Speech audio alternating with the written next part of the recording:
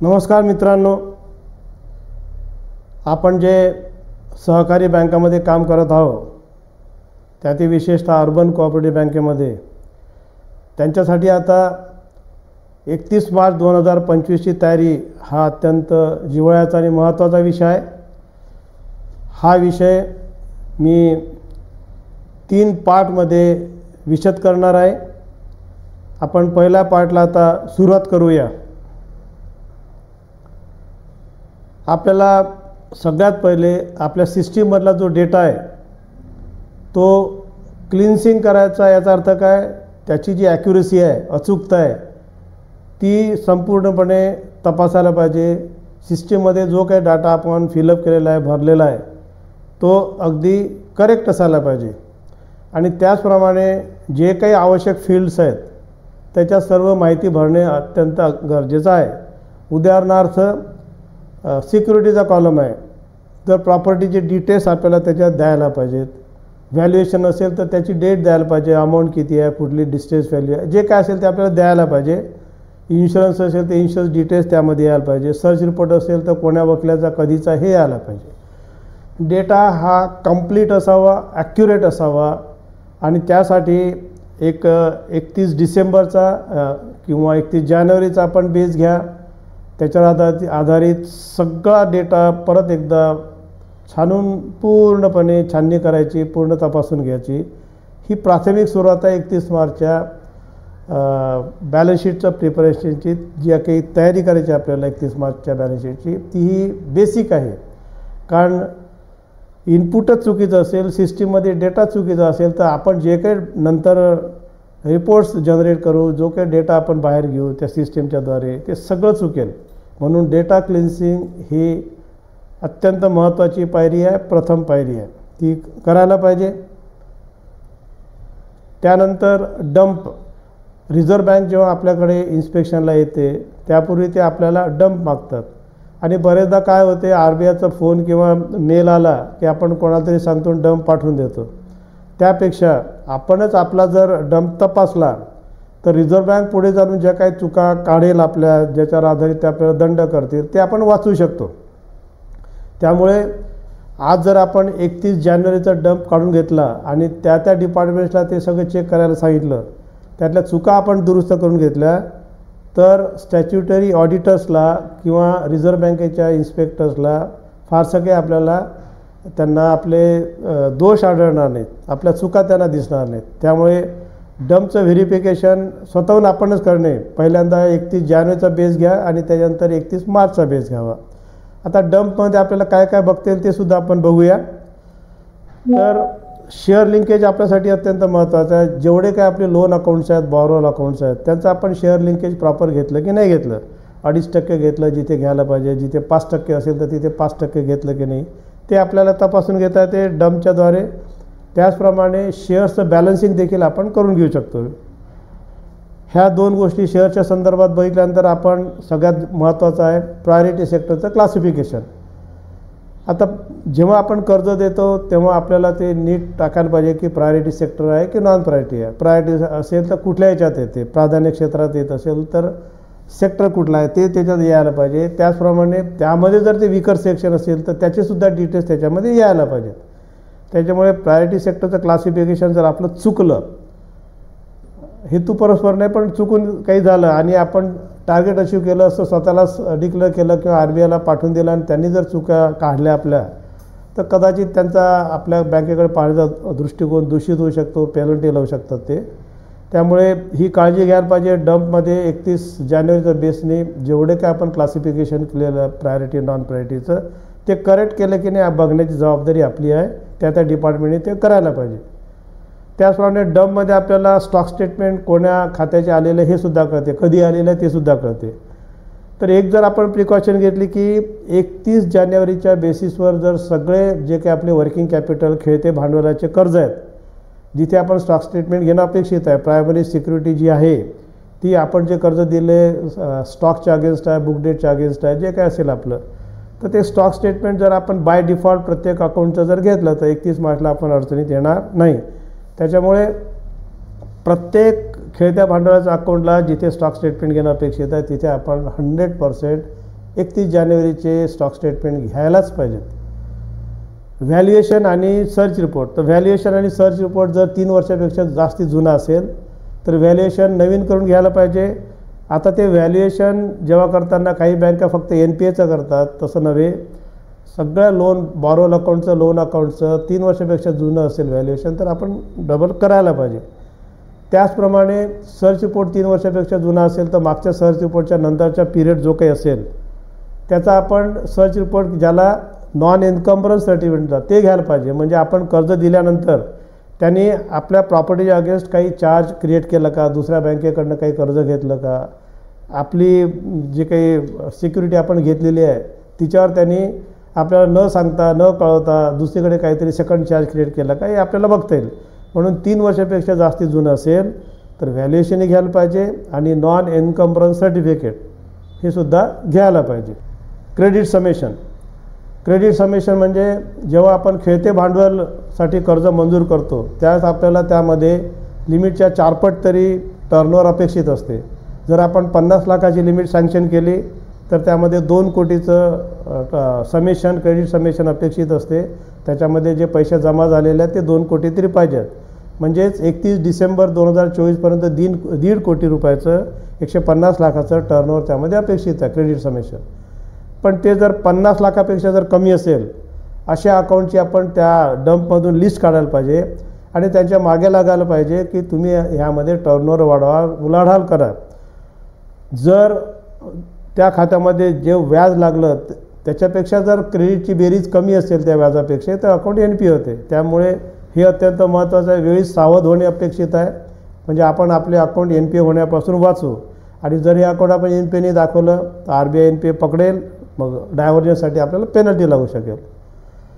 आपल्या बँकेची exposure limit असते जी क्रेडिट पॉलिसीमध्ये लिहिलेली असते. ज्या बँकांना सुपरवायझरी ॲक्शन फ्रेमवर्क म्हणजे SAF लागलेला असतो त्याच्यात त्यांची लिमिट देखील त्यांनी किती कमी आहे ते दिलेलं असते. तर जी काही लिमिट आपल्या बँकेला लागू आहे क्रेडिट पॉलिसीमध्ये ते लिहिलेलं आहे त्याच्यापेक्षा जर सिंगल किंवा ग्रुप एक्सपोजर बॉरोमध्ये जास्ती जर आपण लिमिट असेल तर वेळीच सावध होऊन आपण त्या लिमिट्स कमी करून घ्यायला पाहिजे. वर्किंग कॅपिटलला लिमिट किंवा बॅलन्स विचेवर हायर धरतात आणि टर्म लोनला आउटस्टँडिंग धरतात. तर हे सूत्र लक्षात घेऊन जिथे कुठे आपण सिंगल किंवा ग्रुप एक्सपोजर लिमिटचं व्हायोलेशन करत असू ते ताबडतोब दुरुस्त करा, त्याच्यात रिकव्हरी करून घ्या जेणेकरून 31 मार्चला आपली बँक अडचणीत येणार नाही. टर्म लोनच्या बाबतीत बरेचदा काय आपण चुका करतो की जितके EMI ड्यू आहेत तितके भरले की नाही एवढं बघतो. परंतु कस्टमर कधी कधी रेग्युलर भरत नाही, त्या तारखेला भरत नाही, कधी कधी 2-2 इन्स्टॉलमेंट एकदम भरतो, थकीत असतात त्याचे. त्यामुळे काहीतरी चुका होऊ शकतात, गडबड होऊ शकते. पण त्याला दुसरीसुद्धा मेथड आहे ज्याला म्हणतात रिव्हर्स कॅल्क्युलेशन. याचा अर्थ काय, 60 इन्स्टॉलमेंटचं कर्ज आहे त्याच्यातले त्याचे 40 इन्स्टॉलमेंट झाले म्हणजे आता किती उरलेले आहेत 20 इन्स्टॉलमेंट त्याचे बाकी आहेत. त्याचा 5,000 रुपयाचा हप्ता असेल तर त्या खात्यामध्ये किती पाहिजे बॅलन्स, जास्तीत जास्त 1 लाख. 5,000 गुणिले 20 त्यामुळे 1 लाखापेक्षा जर जास्त रक्कम असेल त्या खात्यामध्ये दॅट इज ओव्हरड्यू आणि ती रक्कम आपण वसूल करून घ्यायला पाहिजे. टर्म लोनच्या बाबतीत रिव्हर्स कॅल्क्युलेशन अत्यंत महत्त्वाचं आहे, हे लक्षात घ्या. त्याचप्रमाणे इंटरेस्ट रेट आणि पिनल चार्जेस कंपाऊंडिंग. RBIचं सर्क्युलर आहे की पिनल चार्जेस त्याचं कंपाऊंडिंग करता कामा नये. त्यामुळे इंटरेस्ट रेट योग्य लागला की नाही, पिनल चार्जेस प्रिन्सिपलमध्ये ॲड व्हायला नको, ही दक्षता आपण घ्यायला पाहिजे. सुपरवायझरी ॲक्शन फ्रेमवर्क किंवा आता नवीन 1 एप्रिलपासून प्रॉम्प्ट करेक्टिव्ह ॲक्शन आहे. सुपरवायझरी ॲक्शन फ्रेमवर्क ज्या बँकांना लागू आहे त्या बँकांना रिझर्व्ह बँकेचं स्पेसिफिक पत्र असते, त्याच्यात कंडिशन्स लिहिलेल्या असतात. त्या कंडिशन्सचं तंतोतंत पालन होते की नाही हे बघायला पाहिजे. डंपमधून ते क्रॉस चेक करून घ्या आणि 100% ते याच्यासाठी व्हायला पाहिजे की या बाबतीत रिझर्व्ह बँकेचं 0 टॉलरन्स आहे. त्यामुळे SAFकडे ते अत्यंत गांभीर्याने पाहतात. आपल्या दृष्टीतून छोटी चूक देखील ते ॲक्सेप्ट करत नाहीत आणि पेनल्टी लावतात बँकेला. क्विक मॉर्टॅलिटीमध्ये जर काही अकाउंट्स असतील तर ते 31 मार्चच्या आत बंद व्हायला पाहिजेत, याची आपण दक्षता घ्यायला पाहिजे. संचालक मंडळाची मदत घ्या, वरिष्ठ अधिकाऱ्यांची मदत घ्या. पण क्विक मॉर्टॅलिटीमध्ये एकही अकाउंट असता कामा नये. जे काही दिसत असतील आपल्याला डंपमध्ये ते ताबडतोब बंद करून घ्या, फॉलोअप घ्या. कारण क्विक मॉर्टॅलिटीमध्ये RBIचा असा दृष्टिकोन आहे की लोकांचा पैसा तुम्ही असेसमेंट प्रॉपर न केल्यामुळे हे 12 महिन्याच्या आत NPA झालेले आहेत. लोकांचा पैसा तुम्ही व्यवस्थित डिस्बर्स करत नाही, काळजीपूर्वक करत नाहीत, प्रिकॉशन ज्या घ्यायला पाहिजे ते घेत नाहीत. त्यामुळे क्विक मॉर्टॅलिटीचं कुठलंही अकाउंट असता कामा नये. 13 गोल्ड लोन्स. गोल्ड लोन्सच्या बाबतीत रिझर्व्ह बँकेने सर्क्युलर काढलेला आहे 30 सप्टेंबर 2024साठी आणि हे स्पेशल सर्क्युलर आहे. त्यामुळे मला असं वाटते की ह्याच्यापुढे गोल्ड लोनच्या बाबतीत जर आपण व्हायोलेशन्स केलं तर RBI आपल्याला पेनल्टी लावेल. बहुतांश बँका 2 प्रकारच्या चुका करतात. पहिली म्हणजे खातं बंद होत असताना विशेषतः बुलेट पेमेंटमध्ये ते त्याच्या पैशातून बंद व्हायला पाहिजे, परंतु बँका त्याची लिमिट वाढवून देतात. म्हणजे आधी जर 50,000 आणि व्याज जर 5,000 असेल तर नवीन लिमिट 60,000 वगैरे करतात. किंवा काही बँका जे व्याज लागलं 5,000 ते वसूल करतात आणि 50,000 रिन्यू करतात. ह्या दोन्ही चुकीचं आहे. रिझर्व्ह बँकेचं अशी अपेक्षा की खातं जे आहे कर्ज खातं ते त्याच्या पैशातून बंद व्हायला पाहिजे. सोर्स ऑफ रिकव्हरी ते बघतात आणि आपण परस्पर रिन्यू केलं, आपल्याच पैशाने रिन्यू केलं, नवीन कर्ज देऊन जुनं कर्ज जर बंद करून घेतलं तर रिझर्व्ह बँक पेनल्टी लावेल. ह्याची दक्षता घ्या. आपल्या जर आपण जर अशा टाईपचे कर्ज दिले असतील डंपमध्ये तुम्हाला दिसेल तर कृपया ते खाते 31 मार्चात बंद करण्याची काळजी घ्या त्यांच्या सोर्समधून. हे महत्त्वाचं आहे बरं का. Renewal of all loans and advances. Reserve बँकेचं जे 1 एप्रिल 2024चं सर्क्युलर आहे त्यानुसार शेड्यूल बँकांनी 10 लाख आणि त्याच्यावर आणि नॉन शेड्यूल बँकांनी 5 लाख आणि त्याच्यावरील सर्व अकाउंट्स रिव्ह्यू किंवा रिन्युअल वर्षातून एकदा करायला पाहिजे. इथे कुठलाही अपवाद नाहीत. टर्म लोन असो, वर्किंग कॅपिटल असो, रिव्ह्यू किंवा रिन्युअल करा. त्याचप्रमाणे लोन अगेन्स्ट शेअर्स आणि डिबेंचर्स ज्या बँका देतात त्याची टोटल अमाऊंट ही टियर 1 कॅपिटलच्या 20% जास्ती असता कामा नये. ती असेल तर ताबडतोब वसुली करून घ्या आणि एन्श्युअर की आउटस्टँडिंग लोन जे आहे ते कॅपिटल टियर 1 कॅपिटलपेक्षा 20% कमी आहे. आपण जेव्हा गॅरंटी इश्यू करतो किंवा डिपॉझिट्स इश्यू करतो तेव्हा त्याचा जो टोटल पिरियड आहे तो 10 वर्षापेक्षा जास्ती असता कामा नये. ते बघून घ्या. तसं असेल तर आपल्याला ताबडतोब त्याच्यावर कारवाई करावी लागेल. त्याचप्रमाणे हे जे कारण आहे इंटरेस्ट पेएबल ऑन हॉलिडेज ह्यासाठी अनेक बँकांना दंड लागलेला आहे. जर सेकंड सॅटर्डे आणि संडेची सुट्टी असेल आणि आपलं टर्म डिपॉझिट मुदती ठेव जी आहे ती शनिवारी ड्यू असेल, त्या दिवशी सुट्टी आहे बँकेला, बँक सोमवारीच उघडते, तर जो शनिवार रविवारचा पिरियड आहे त्या सुट्टीच्या दिवसाचं देखील व्याज बँकेने द्यायला पाहिजे आणि त्याचा जो दर आहे त्या टर्म डिपॉझिटच्या दराप्रमाणे द्यायला पाहिजे. कॉन्ट्रॅक्च्युअल इंटरेस्ट रेट म्हणतात त्याला. त्या मुदत ठेवीचा जो काही व्याजदर असेल त्याच दराने त्या मॅच्युअर्ड अमाऊंटवर 2 दिवसाचं व्याज द्यायला पाहिजे. हे नाही दिलं तर रिझर्व्ह बँक दंड लावते. तर डंपमध्ये पाहून घ्या की सुट्टीच्या दिवशी कुठल्या FDR मॅच्युअर झाला आणि त्याच्यावर आपण व्याज दिलं की नाही दिलं नियमाप्रमाणे. डिफरन्शियल इंटरेस्ट रेट म्हणजे आपलं जे बल्क डिपॉझिट आहे त्याला आपल्याला डिफरन्शियल इंटरेस्ट रेट देता येते, जास्तीचं व्याज देता येते. जसं आपण सिनियर सिटीजन किंवा स्टाफला व्याज देतो तसं देता येते. परंतु त्यामध्ये एकाच पिरियडसाठी जर ठेवलं असेल विशिष्ट पिरियडला त्याच्यात भेदभाव नाही करता येत. अमाऊंट एकाचा 1.5 कोटी असू शकतो, एखादा 2 कोटी असू शकतो, पण त्यामुळे त्याला व्याज दर जास्त देता येत नाही. जर बल्क डिपॉझिटची व्याख्या टियर 2, 3, 4साठी 1 कोटीची आहे तर आणि 1साठी 15 लाखाची आहे. तर बल्क डिपॉझिटच्या व्याख्येत जरी बसत असलं, प्रिफरन्शियल इंटरेस्ट रेट जरी देता असला तर डिफरन्शिएशन नाही करता येत दोन डिपॉझिटर्समध्ये. हे लक्षात ठेवा. जर पिरियड वेगळा असेल तर तुम्ही ते देऊ शकता वेगवेगळे व्याजदर, पण एकाच पिरियडसाठी वेगवेगळ्या लोकांना डिपॉझिटला वेगवेगळे व्याजदर आपल्याला देता येत नाहीत. लोन्स आणि ॲडव्हान्सेसच्या बाबतीत तर एंड यूज ऑफ फंड्स फार महत्त्वाचे आहेत. बऱ्याच बँका लोन अगेन्स्ट प्रॉपर्टी असेल किंवा सिक्युअर्ड ओव्हरड्राफ्ट असेल, प्रॉपर्टीच्या अगेन्स्ट ओव्हरड्राफ्ट असेल तर एंड यूज बघत नाही. ते अत्यंत चुकीचं आहे. आपण कुठलंही कर्ज देताना पर्पज ऑफ लोन देतो. जेव्हा बँक पैसा देते तो स्वतःचा नाही, तो डिपॉझिटर्स आहे, ठेवीदारांचा आहे. त्यांचा पैशाचा विनियोग ज्या कारणासाठी कर्ज दिलं त्याच कारणासाठी व्हायला पाहिजे. अदरवाईज बँक दंडास पात्र होते. त्यावेळी ते इन्श्युअर करा. काय तुम्हाला डॉक्युमेंटरी एव्हिडन्स कलेक्ट करायचे तो रेकॉर्डमध्ये ठेवून घ्या. गोल्ड लोन आणि कॅशच्या बाबतीत सांगितलेलं आहे की त्याचं क्रॉस व्हेरिफिकेशन व्हायला पाहिजे, सरप्राईज व्हेरिफिकेशन व्हायला पाहिजे. मधून कोणीतरी अचानक जाऊन ब्रँकला त्याची कॅश टॅली होते की नाही डिनॉमिनेशनचं ते बघायला पाहिजे. त्याप्रमाणे त्यांनी गोल्ड पॅकेट्स टॅली होतात की नाही ते देखील बघायला पाहिजे. आणि रँडम चेकिंग देखील सांगितलेलं आहे. रँडम चेकिंग म्हणजे 100 जर गोल्ड लोनचे पॅकेट्स असतील त्यातले 5 बाजूला काढा. ज्यांचे गोल्ड पॅकेट्स आहेत त्या कस्टमर्सला बोलवा, त्यांच्यासमोर सील ओपन करा. जे काही डिस्क्रिप्शन दिलेलं आहे, वर्णन केलेलं दागिन्याचं आतले दागिने ते टॅली होतात की नाही ते बघून घ्यायचं आणि परत सील करून त्यांच्याच प्रेझेन्समध्ये आतमध्ये ठेवून द्यायचं. That is called as random verification. हे करणं अत्यंत गरजेचं आहे आणि या दोन्हींचा अहवाल संचालक मंडळापुढे ठेवायला पाहिजे. सरसाईच्या बाबतीत बरेचदा काय होते की ब्रांचेस लोन डिस्बर्समेंट करतात आणि सरसाईचं जे आपली हेड ऑफिस जे आहे ते सगळा डेटा पाठवत राहते. परंतु त्यामध्ये काय होईल की एखादं गॅप राहू शकते. कम्युनिकेशन ब्रँचने डिस्बर्स केलं आणि हेड ऑफिसला कळलं नाही तर कम्युनिकेशन गॅप राहू शकते. त्यामुळे डबमध्ये हे बघा की 1 एप्रिलच्या नंतर जे काही लोन्स आपण सँक्शन करून डिस्बर्स केलेले आहेत त्याचं सरसाईला रिपोर्टिंग हेड ऑफिसने केलं की नाही याचा क्रॉस चेक आपल्याला डमच्याद्वारे करता येईल. CIC क्रेडिट इन्फॉर्मेशन कंपनी 4 आहेत. रिझर्व्ह बँकेचा आदेश आहे की चौघांनी आपण माहिती कळवायला पाहिजे. आता फोर्टनाईटली कळवायला पाहिजे, पूर्वी मंथली होती. काही बँका 4च्या ऐवजी 2 किंवा 3 कळवतात, ते चुकीचं आहे. 4ला कळवलं नाही तर बँकेला दंड लावू शकतो, कारण सिबिल चुकू शकतो आणि बँकेचं नुकसान होऊ शकते. कोणीतरी गैरफायदा घेऊ शकतो सिस्टीमचा. त्यामुळे रिझर्व्ह बँक या बाबतीत फार स्ट्रिक्ट आहे.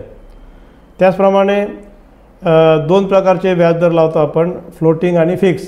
फ्लोटिंग याचा अर्थ काय की जी बँक एक्सटर्नल बेंचमार्कशी संबंधित व्याजदर कमी किंवा जास्ती करते. म्हणजे रेपो रेट वाढला तर व्याजदर वाढतो, रेपो रेट कमी झाला तर व्याजदर कमी होते.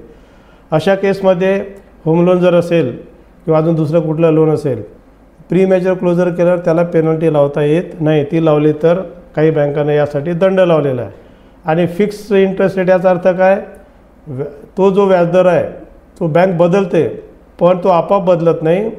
संचालक मंडळात तो ठराव जातो, तो मंजूर होतो आणि मग बँक अक्रॉस द बोर्ड काही अकाउंट्समध्ये काही स्कीम्ससाठी चेंज करू शकते. That is fix. तो बँकेचा स्वतःचा निर्णय आहे. आणि फ्लोटिंगमध्ये बँकेचा स्वतःचा निर्णय काही राहत नाही, एक्सटर्नल बेंचमार्क असतात आणि त्यामुळे त्याला फ्लोटिंग म्हणतात. त्याचप्रमाणे बँकेचे जे काही कर्ज असतात ते बहुतेक 2-4 हेड्स खाली असतात, मोठे रक्कमा ज्याच्यात गुंतलेले असतात. अशा 2 किंवा 3 GL हेड्समधले टॉप 5 अकाउंट्स घ्यायचे आणि अर्ज घेतल्यापासून डिस्बर्समेंटपर्यंत आणि पोस्ट डिस्बर्समेंट फॉलोअपपर्यंत काय काय प्रोसिजर आपण केली त्याचा एक अहवाल करायचा आणि तो संचालक मंडळापुढे ठेवायचा. त्यामुळे संचालक मंडळाला कळेल की आपल्या बँकेत ग्राउंड लेवलला काय सिस्टीम आहे, कुठल्या दक्षता घेतात, कुठे लूप होल्स आहेत हे त्यांना कळेल. आणि प्रिव्हेंटिव्ह मेजर्स जेणेकरून बँकेला उद्या चालून दगाफटका होऊ नये संचालक मंडळ घेऊ शकते. त्यामुळे ही काळजी घेणे अत्यंत गरजेचं आहे. डेथ क्लेमच्या बाबतीत रिझर्व्ह बँकेने सांगितलं की 14 दिवसाच्या आत त्याचं पेमेंट व्हायला पाहिजे. अर्ज आल्यापासून 14 दिवसाच्या आत. जर नाही आलं तर रिझर्व्ह बँक दंड लावते. डेथ क्लेमच्या बाबतीत जे करंट अकाउंट्स आहेत, इंडिव्हिज्युअल किंवा सोल प्रॉपर्टर, त्यांनासुद्धा डेथच्या तारखेपासून मृत्यूच्या तारखेपासून तर पेमेंट जो आपण करतो त्या तारखेपर्यंत सेव्हिंग बँकचा व्याजदर लावायला पाहिजे. त्यामुळे डेथ क्लेमच्या बाबतीत 2 गोष्टी आम्ही रिपीट करतो. डेथ क्लेम 14 दिवसाच्या आत सेटल व्हायला पाहिजे आणि करंट अकाउंट जर इंडिव्हिज्युअल किंवा सोल प्रॉपर्टर्स असेल तर त्याला देखील आपल्याला SBच्या प्रमाणे व्याज द्यावं लागते, date of death to date of claim settlement. याबाबत कुठलीही ढिलाई करता कामा नये आणि म्हणून नॉमिनेशनचं ड्राईव्ह अत्यंत आवश्यक आहे. दुसरं प्रिफरन्शियल इंटरेस्ट रेट. कॉल डिपॉझिटला आपल्याला प्रिफरन्शियल इंटरेस्ट रेट देता येते पण त्यामध्ये भेदभाव नाही करता येत. जो काही एखाद्या विशिष्ट पिरियडसाठी व्याजदर असेल तो सगळ्यांना द्यावा लागतो, अमाऊंटवर व्हॅरी नाही होऊ शकत तो. त्यानंतर काही बँका सरळ व्याजदराच्या काही स्कीम्स काढतात पण तिथे ते मेन्शन नाही करत. ते फेअर प्रॅक्टिस कोडचं उल्लंघन आहे. जर आपण सरळ व्याजदर देत असू तर तो स्पष्टपणे लिहायला पाहिजे, नाही तर व्याजदर जास्ती म्हणून लोक गुंतवणूक करतील आणि त्याची फसवणूक होऊ शकते. तर रिझर्व्ह बँक हे टॉलरेट करणार नाहीत. आपले जे काही टॉप 20 डिपॉझिट्स आहेत मोठे, त्यांचं फिजिकल व्हेरिफिकेशन करायला पाहिजे, व्याजदर आपली सिस्टीम बरोबर लावते की नाही. कारण सिस्टीममध्ये जर बग असेल तर तो आपल्याला शोधून काढावा लागतो. म्हणून ही प्रिकॉशन्स अत्यंत महत्त्वाची आहे. आपल्या बँकेतले टर्म डिपॉझिट हे 10 वर्षापेक्षा जास्ती असता कामा नयेत. स्टाफच्या नावाने जर डिपॉझिट असेल तर त्याचं नाव पहिलं पाहिजे आणि त्याचं डिक्लेरेशन घ्यायला पाहिजे की तो जे मुदत ठेवी त्याने जे काही पैसा ठेवलेला आहे तो त्याचा आहे म्हणून. हे आपण त्याचं लेखी डिक्लेरेशन घ्यायला पाहिजे. CCS म्हणजे क्रेडिट कोऑपरेटिव्ह सोसायटी जे अकाउंट्स आहेत ते करंट अकाउंटमध्येच असायला पाहिजे, कारण ते व्यवसाय करतात, ते काही सेविंग नाही करत. आणि सगळ्या व्यवसायाचे अकाउंट्स जे करंट अकाउंटमध्ये असायला पाहिजेत किंवा ओव्हरड्राफ्ट जे काय असेल ते. त्यामुळे ही दक्षता घ्या.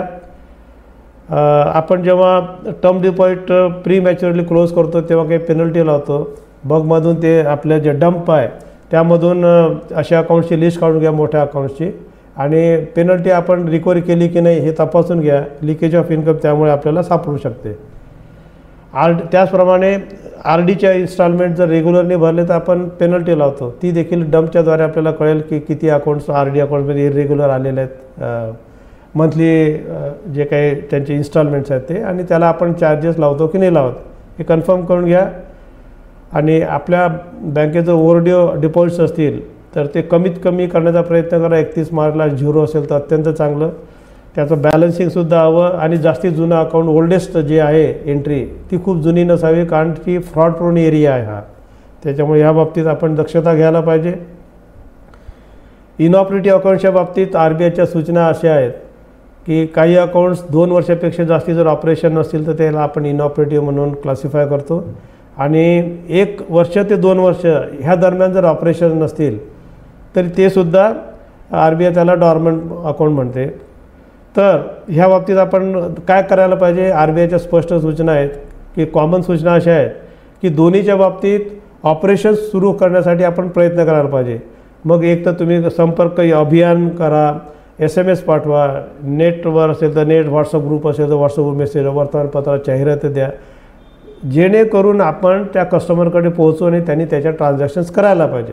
हा RBIचा उद्देश आहे. आणि दुसरा RBIचं असं म्हणणं आहे या दोन्ही बाबतीत 1 वर्ष ते 2 वर्ष किंवा 2 वर्षापेक्षा जास्ती जे काही प्रयत्न केले त्याचा आढावा आपण संचालक मंडळापुढे ठेवायला पाहिजे. या दोनमध्ये फरक काय आहे तर पहिले मुदतीचा, जे अकाउंट्स 1 ते 2 वर्षापर्यंत आहेत आणि 2 वर्षापेक्षा जास्ती आहेत. तर 2 वर्षापेक्षा जास्ती असलेले इनऑपरेटिव्ह अकाउंटमध्ये आपल्याला KYC अफ्रेश घ्यावं लागते, नवीन डॉक्युमेंट्स घ्यावं लागतात, अपडेशन करावं लागते सिस्टममध्ये. आणि 1 ते 2 वर्षापर्यंत KYCचे नवीन डॉक्युमेंट्स घेण्याची गरज नाही. त्याचं जे काही क्लासिफिकेशन असेल त्याप्रमाणे आपल्याला डॉक्युमेंट्स असले तर काहीच नवीन घेण्याची काही आवश्यकता नाही आहे. DIF म्हणजे depositors education and awareness fund. जे इनऑपरेटिव्ह अकाउंट 10 वर्षापेक्षा जास्ती जुने झालेले आहेत ते आपल्याला रिझर्व्ह बँकेला दर महिन्याशेवटी ट्रान्सफर करावं लागतात व्याजासह. ते नाही केल्यास रिझर्व्ह बँक दंड लावते, कुठलेही कारण ऐकत नाही. नंतर कस्टमर सर्व्हिसचा जर सर्वे नसेल केला तर करून घ्या, त्याचा अहवाल संचालक मंडळापुढे ठेवणे अपेक्षित आहे. आणि लॉकर रेंट जर आपले वर्षभर विखुरलेले असतील तर 2-3 वर्षाचं प्लॅनिंग असं करा की 2 एप्रिलला ते ड्यू होतील. आपल्याला ऑपरेशनसाठी ते उपयोगी पडेल. लॉकरचं मॉडेल ॲग्रीमेंट आहे, RBIने दिलेलं आहे, IBAचं मॉडेल ॲग्रीमेंट आहे. ते IBAचं मॉडेल ॲग्रीमेंट घेतलं की नाही ते बघा, कारण त्यामध्ये आपली जी लायबिलिटी आहे डॅमेजची ती लिमिटेड आहे. जर आपलं सगळ्या प्रिकॉशन घेतल्या, आपल्या सेफमध्ये जेवढं सोनं किंवा आपण कॅश ठेवलेली आहे तेवढीच प्रिकॉशन लॉकरच्या बाबतीतही घेतली तरीसुद्धा काही दरोडा पडला, काही घटना घडली तर आपली लायबिलिटी आहे ती की लॉकरचं रेंट आहे त्याच्या 100 टाईम्स आहे, त्याच्यापेक्षा जास्ती नाही. त्यामुळे हे अत्यंत गरजेचं आहे. नवीन मॉडेल ॲग्रीमेंट्सवर सह्या करून घेणे, किल्ल्यावर एम्बॉसिंग करणे आणि नॉमिनेशनचा ड्राईव्ह करणे आणि नॉमिनेशनच्या ड्राईव्हचा अहवाल संचालक मंडळापुढे ठेवणे हे अत्यंत गरजेचं आहे. लॉकरच्या बाबतीत परत RBIच्या अजून वेगळ्या सूचना अशा आहेत की ब्रेक ओपन कधी करायचं. जर रेंट जर त्यांनी भरत असेल, त्याच्याकडे मोठं बल्क डिपॉझिट आपल्याकडे आहे आणि त्याच्या व्याजातून त्याचं रेंट आपण वसूल करत असतो, पण ऑपरेशन्स नाही 7 वर्ष झाली तरी, असे अकाउंट्स असे जे लॉकर्स आहेत ते ब्रेक ओपन करायचे. त्याचप्रमाणे ज्यांच्यात रेंटच नाही आला तर 3 वर्षानंतर ते आपण ब्रेक ओपन करू शकतो. तर या बाबतीत सगळ्यात महत्त्वाची काळजी अशी आहे की ब्रेक ओपन करताना कंपनीचा माणूस आपण बोलावतोच, पंचनामाही करतो, पण व्हिडिओ काढून ठेवा, पुढे आपल्या कामी पडू शकते जर काही अडचण झाली तर. बल्क डिपॉझिटच्या बाबतीत सांगितलेलं आहे की 1 कोटी आणि त्याच्यापेक्षा जास्ती अमाऊंट जर असेल तर आपण त्याला वेगळा इंटरेस्ट रेट देऊ शकतो, पण जो काही देतो तो सगळ्यांना सारखा द्यायला पाहिजे, त्याच्यात भेदभाव करता कामा नये. आता RBIने नवीन कॅटेगरी काढली कॉलेबल आणि नॉन कॉलेबल डिपॉझिटची. 1 कोटीपर्यंतचे सगळे डिपॉझिट्स बाय डिफॉल्ट ते कॉलेबल असतात आणि त्याला प्रीमॅच्युअर क्लोजर आहे. 1 कोटीच्या पेक्षा जास्ती बल्क डिपॉझिट असतील तर ते नॉन कॉलेबल डिपॉझिट बँक देऊ शकते. त्याच्या काही वेगळे व्याजदर ठेवू शकते. हा अधिकार बँकेला देण्यात आलेला आहे. याच्या पुढील भाग आपण पार्ट 2 मध्ये बघूया. धन्यवाद.